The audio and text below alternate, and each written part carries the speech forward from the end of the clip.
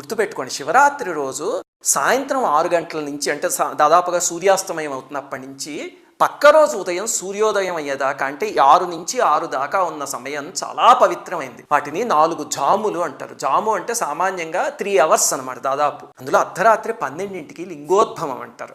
ఆ సమయం పరమ పవిత్రమైనది. అందుకని మీకు కుదిరితే లింగోద్భవం దాకా లేచుండి ఆ సమయానికి అభిషేకం చేయడానికి ప్రయత్నించండి. కొంచెం అభిషేకం చేసిన 5 నిమిషాలు చేసినా సరే అపారమైన ఫలితం. అలాగే ఎన్నిసార్లు చేయాలండి అభిషేకము అంటే సామాన్యంగా ఏకాదశ రుద్రులు అంటారు పరమేశ్వరుడు యొక్క 11 స్వరూపాలు. అందుకని 11 సార్లు అభిషేకం చేస్తారు. ప్రతి జాము మొదలయ్యేటప్పుడు చేయడం మొదలు పెడితే అంటే 6 గంటలకు కొన్నిసార్లు, 9ంటికి కొన్నిసార్లు, 12 గంటలకు కొన్నిసార్లు అలాగా మీకు ఒక 11 సార్లు చేసేయడం పెద్ద కష్టమేం కాదు. 11 సార్లు చేయడం కుదరలేదు అనుకోండి, 5 సార్లు చేయండి. పరమేశ్వరుడు పంచముఖుడు కదా. అది కుదరకపోతే 3 సార్లు లేకపోతే భక్తితో ఒక్కసారి చేసినా చాలు. ఇక్కడి నుంచి చేయగలిగితే తప్పకుండా పలుకుతుంది.